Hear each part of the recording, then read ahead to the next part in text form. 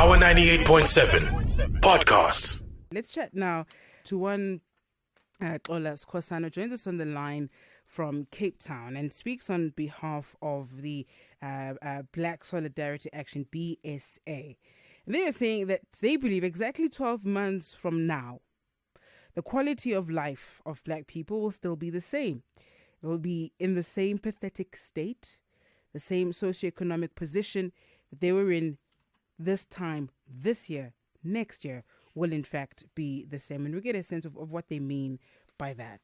Maybe it'll be worse. That doesn't necessarily mean the same. Well, it's good to speak to you, but what do you mean when you say that life will be as bad and as pathetic as it is now for black people in this country? Well, thank you for having me. And I think it is no rocket science. You know, we've been here 5 more times before. If you look at the number of times South Africans have voted from 1994, I mean, we go through these motions.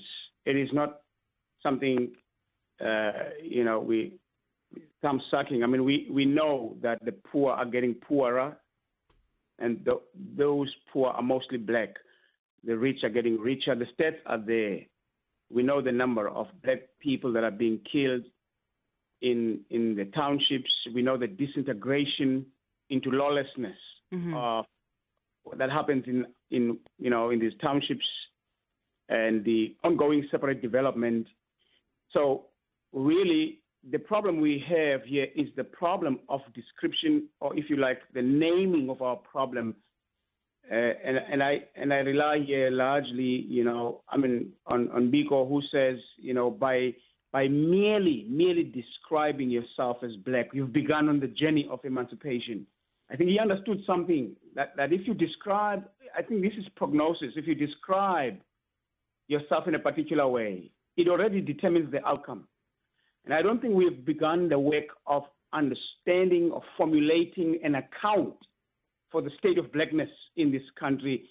We talk about the position of black people in a manner that does not help us. Mm-hmm. And we need to find a new grammar that explains why is there such a state of blackness 22 years into the so-called democracy. So really, when we are saying 12 months exactly from the day we voted on the 3rd of August, the lives of black people will be worse off. Hopefully that serves as a reminder, to black people to say, listen, we've got to find a new way of dealing with our problems. And Black Solidarity Action is really not another movement. It, in fact, is calling on existing movements, on progressive forces to strike with one accord, to begin to respond to the question of blackness, outside of the conventional. We've tested all kinds of things. We've voted. We've played parliamentary politics. We've played party politics, none of which have resulted to any meaningful qualitative change in the lives of black people. We remain landless. We remain unemployed. We remain, in a pathetic state, as the document says. So, Xola, these conversations are happening all the time, whether it's within a particular political party or any other civil organization that is unpacking some of these issues. What are you proposing that isn't already happening? So what are you bringing to? What are you throwing into the pot that may perhaps change where the country is headed?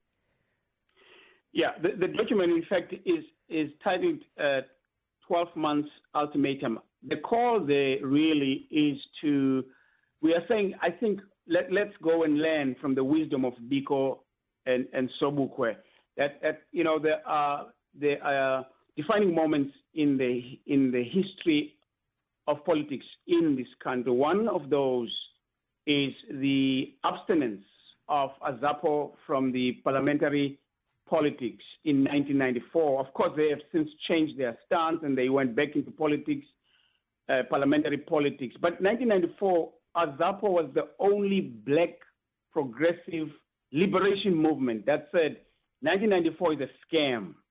That's the first important, I think, admission we must make, to say, the influence of Biko on Azapo ideologically had such a foresight that they were able, in the midst of jubilation and euphoria, to say, no, there's something wrong here.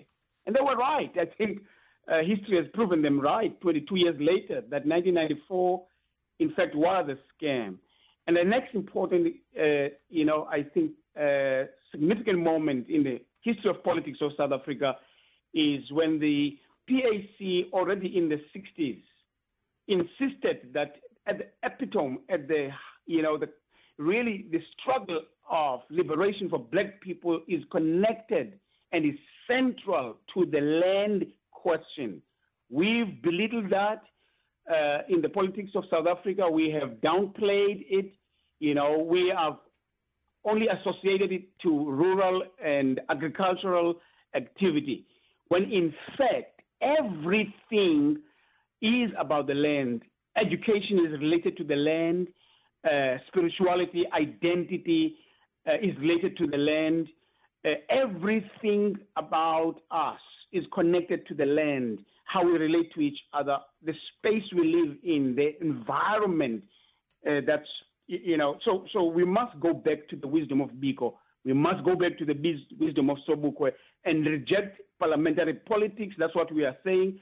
Reject parliamentary politics. What does that actually mean? I mean, you're talking about an institution where laws are made that whatever direction that you would want the country to then take with regards to the land question, those decisions have to be made there.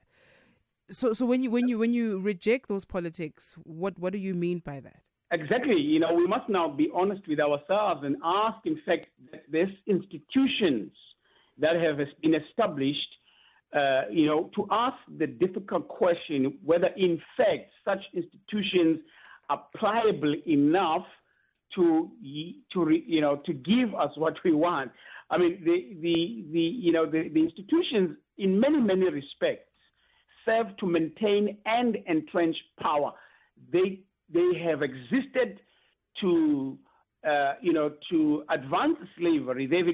Parliament, courts, and all of these, they've existed before the current so-called democracy. It's not like these institutions are new.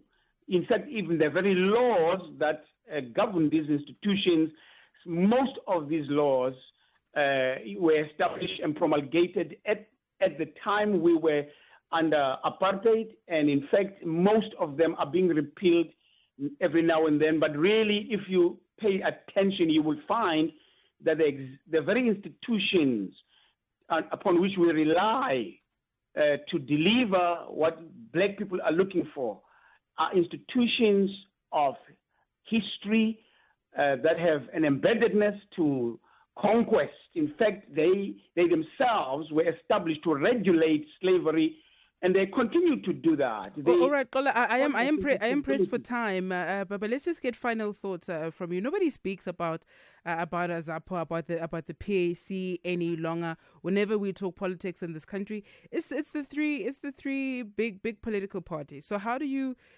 then change our discourse around parties, and perhaps try to remind us about the likes of Azapo and what the PAC represented in today's politics and where the country is shifting today?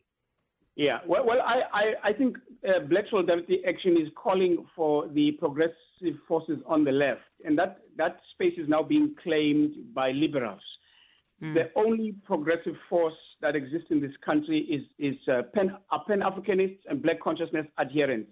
And they come in many different forms. They are not only in the PAC or Azapo. They are spread all over small parties who understand, who describe, and have made this work, the ideological work.